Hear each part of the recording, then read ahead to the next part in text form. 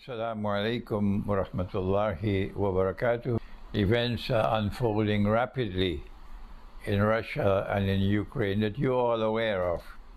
And so those who are saying that this topic of great war is nonsense, there'll be no great war, they're now receding in the background because everybody is warning now that there is the likelihood of nuclear war. The President of the United States has done it. The President of Russia has warned about it. The Pope has warned about it.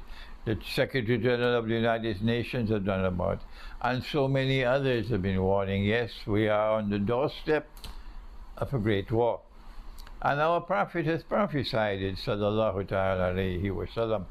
The Malhama, he called it, in which 99% of those who fight in that war would be killed. Yes, so therefore it cannot be conventional warfare. If our Prophet prophesied 99% of combatants being killed, it has to be a war using weapons of mass destruction. Now then, I have spoken on this subject again and again, but I want to bring it into a capsule today. What is the first step we must take to prepare for nuclear war? Answer. They will not give you the answer because they don't talk about nuclear war. No. And if they do, they're supporting NATO. That's what these traitors do. And they call themselves Islamic scholars. I am denouncing them so that you will know who they are.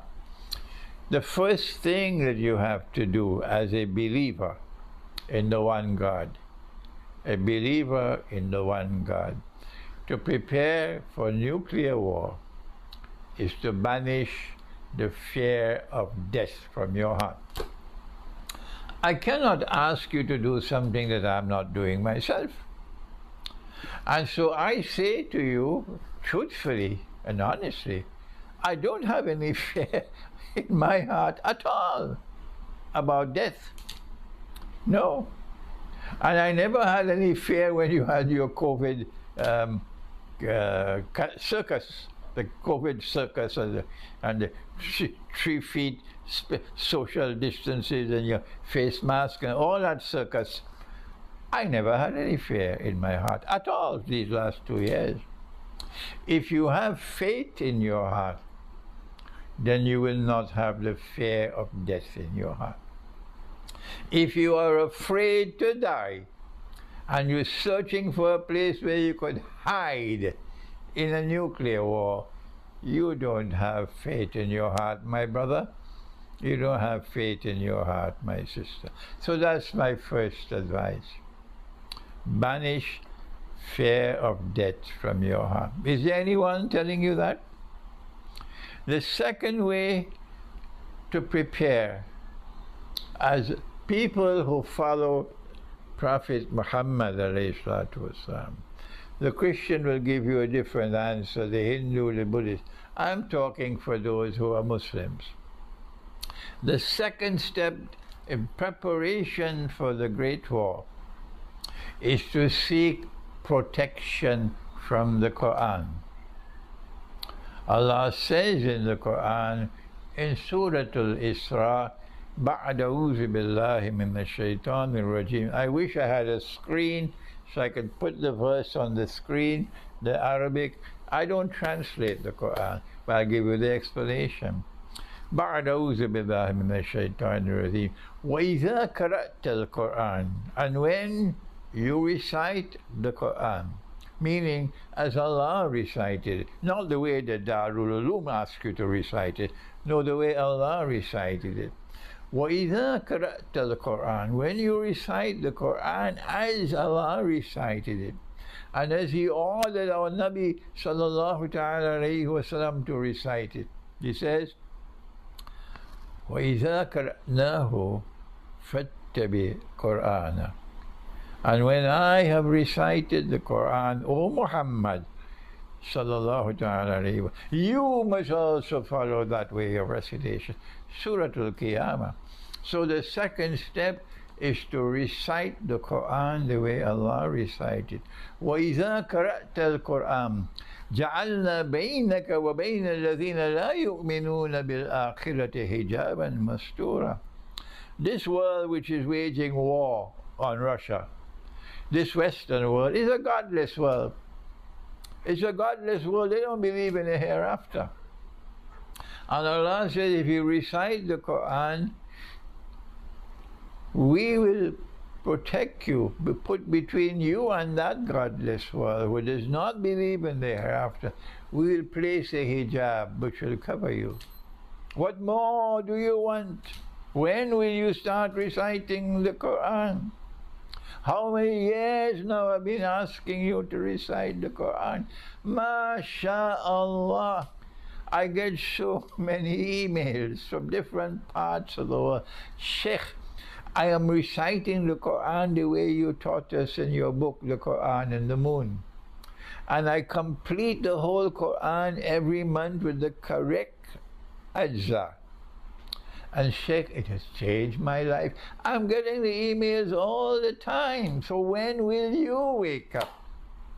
There are those of you who are close to me. And I love you. And yet you will not recite the Quran. What more can I do? When Allah calls me away, I warn you, don't ever say that you are my student. No. You bury me, you make a dua for me and get back on the battlefield. I don't want people praising me. You are my student only if you are reciting the Quran every day. The best time is in the morning, and you are completing the recitation of the whole Quran every lunar month. And this is the second way to prepare yourself for the Great War. The third preparation for the Great War is you better find a good guide to guide you. There are bogus scholars out there, bogus, who gives you a version of Islam that the Western world doesn't feel any threat at all. It's like a Sunday lunch for them, that version of Islam that comes from these scholars. But if you follow the version of Islam that comes from someone who follows Khidr alayhi salam, someone who turns to the Quran to guide and to teach the people the reality of the world today, the Western world will hate you and despise you. So look for a scholar of integrity. Look for a scholar who can throw light on the world today. Look for a scholar who can tell you the Great War is coming. Look for a scholar who can help you to prepare for that Great War. Don't look for these fellows who are like marshmallows who sing for their supper and they close the doors of their masjid on me. The fourth one, preparation for the Great War, is you must stock up on blankets, on warm clothing, on food which is non-perishable like canned food, stock up on water, stock up on firewood. I am stocking up on firewood. Stock up on lighters to light a fire. I have spoken a lot about this, and you will be able to get more security in the remote countryside than in the city, where there will be anarchy when there is no electricity, there is no running water, there is no supply of food. People will be fighting each other dog eat dog in the cities and breaking down your home, your doors of your home, if they suspect you have food. So get out of the cities, please, and go to the remote countryside, as I am myself doing. That's why I'm building that small home. It's just 100 yards away from the beach, the remote countryside of Trinidad, and I can get fish to eat. Now then, the last thing I want to say is to direct attention. If no nuclear war takes place, who are those who are most vulnerable? And the answer, it's women and children who have no husband, no father, no man around them to protect them. So in the same way that I've always advised, when we have a large gathering, if any event takes place that causes panic, every single man who is present must now become the protector of every woman who is present. No man must seek to escape. No. If we have to die, we die. But we must protect our women and children who are present. That is the way of Islam. So in the same way that you don't rush to the door, trampling over people to escape if a fire is taking place. No! Every single man in that gathering will go and take care and protect the woman and the children. That is Islam. We have a different way of people.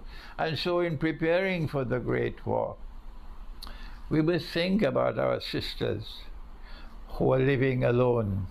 They're single. They have no husbands. They're either never married or they're divorced. Some of them have children and they're living alone. What can we do for them? If you have the means to marry, then you should offer to marry them. And if your wife says, if you take a second wife, I'll leave you, well then let her go. Let her go. You never knew you had that kind of wife. Now you know it. The truth comes first, not your love for your wife. Loyalty to Allah comes first, not loyalty to your wife. Not loyalty to your children, loyalty to the truth. And the need of the hour today is, if you have the means to marry, then marry. If you have to marry, then remember you have to treat them with equity with your wives. And Allah says, وَإِنْ خِفْتُمْ أَلَّا تَعْدِلُوا فَوَاحِدًا. If you fear that you cannot marry them and treat them equally with your wives, economically equally, then stay with one wife. أَوْ مَا مَلَكَتْ أَيْمَانِكُمْ.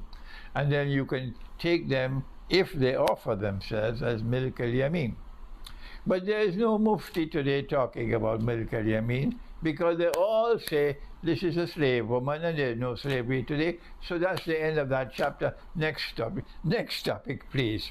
That's how they dismiss the subject. But if you have a milk al-yamin and you're taking care of her and you're providing food and clothing and shelter and protection for her, mashallah, what a thing. A house for you in Jannah. But if you have sexual relations with her, then you run the risk that they will say you're committing zina. So I have suggested, if you fear that, then you must make a nikah with her. Then what else can we do for our sisters? This is the most important part here. If you can bring a number of such women together